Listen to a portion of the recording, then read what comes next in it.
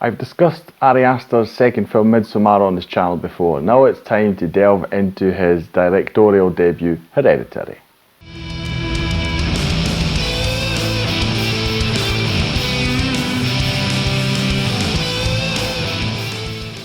Hi, my name's Drew and welcome to another review video on Flying Wiener.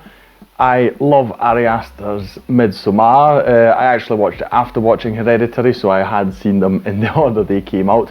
But I decided to revisit Hereditary because I didn't have it quite so fresh in my brain anymore. I just felt like watching it again. I just felt like watching it after I had seen Midsommar and also after having explored Robert Eggers' films. Now, I do feel that both of these directors are actually quite similar, not in the sense that they're making the same films, but in the sense of just what they are capable of and how refreshing their ideas are that they are bringing not just to cinema, but the horror genre in general.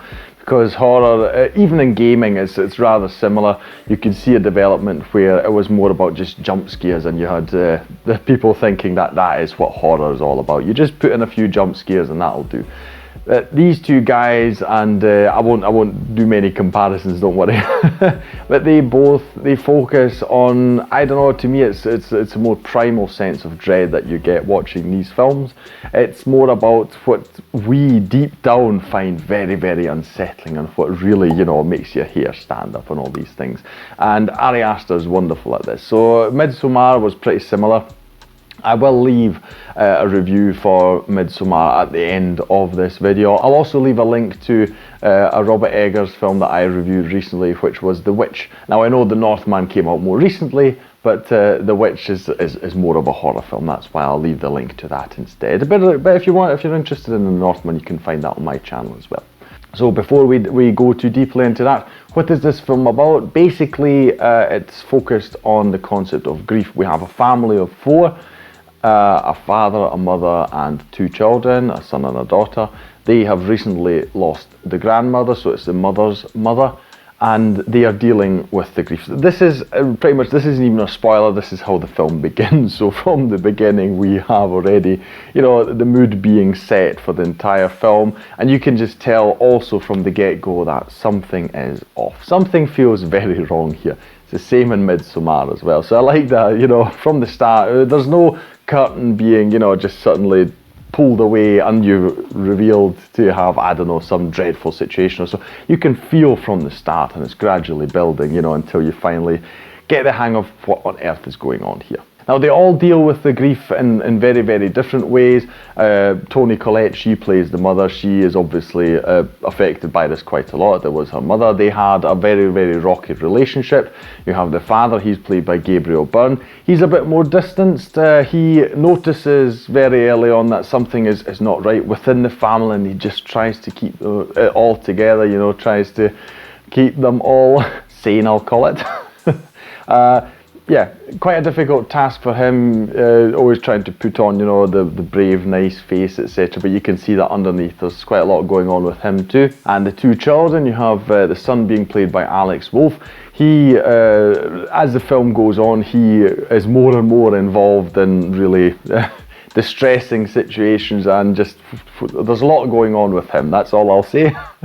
And last but not least, you have Millie Shapiro, who plays the daughter, who is also quite affected. She was very close to her grandmother, so she is also quite affected, and she's one of those people, you can tell they're kind of just living in their own world. So it's like, okay, when you talk to them, you're like, are they listening to me? Or, I mean, not in the sense of them being impolite, it's just that they're off somewhere, with their dreams and thoughts. I do have to say that all four of these people are really wonderful actors, so Ari Aster made a great selection here.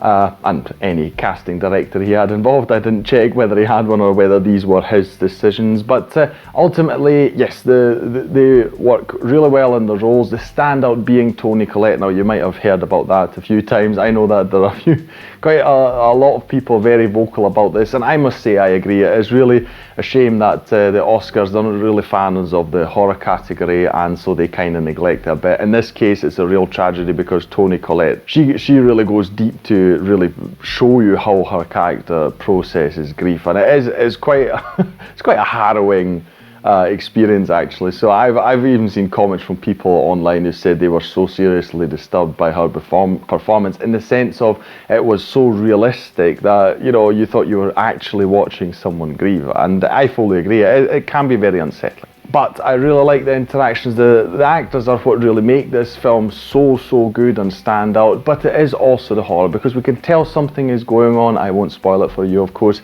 but it's not just about the grandmother's death. There's something else going on, and you know, we're figuring out as it goes along. And just the whole things, there are some really shocking things in here, not in the sense of jump scares, just situations happen that you go, okay, you know what. So really daring stuff. So yeah, you're never quite sure what's going to happen, and you feel that, you know, anything could happen to anyone at any time, and you don't even know what. There are even supernatural elements in this that are really creepy, and it all goes with the filmmaking as well. So all the shots, there's quite a few things you will actually miss. If you look online after you've seen the film, obviously do it after, not before, you might even have missed some things, because they're just very slight things going on, you know, at the edge of the screen and stuff along those lines. And once you know them, it gets even creepier. One thing that's also very interesting from our perspective is that we actually have Toni Collette. Her character, she does miniatures, so she is a miniature artist, I'll call it. So she makes like miniature versions of rooms and people and settings, and she basically uses that as a coping mechanism, I'll say. You know, so she works through her thoughts and emotions and grief, etc., by doing these things. And it is also fascinating because they use it really well in the film, because, you know, we're transported from scene to scene, and you know, sometimes you even have it meshing with the camera, so we'll have a transition where the dollhouse, I'll call it, is used, and we'll actually enter the room. So I really like that aspect of it, because it feels like, I don't know, it's nearly fourth wall breaking, you know, addressing us as we are the viewer, you know, looking at all this from the outside, you know. But yes, artistically it's great. We have moments of silence that just turn up the tension a lot, so there's no big crescendoing music, you know. Instead we'll actually go the other way, turn the sound off completely, or the music at least, or whatever, to really just make us go into the moment. So if you are looking for a really creepy, unsettling film, you know, like I say, it really speaks to something that's really deep down below. It's not the kind of horror type, you know. Nothing wrong with that kind of horror, but I just really enjoy that type more, you know, one that really haunts me and stays with me for days.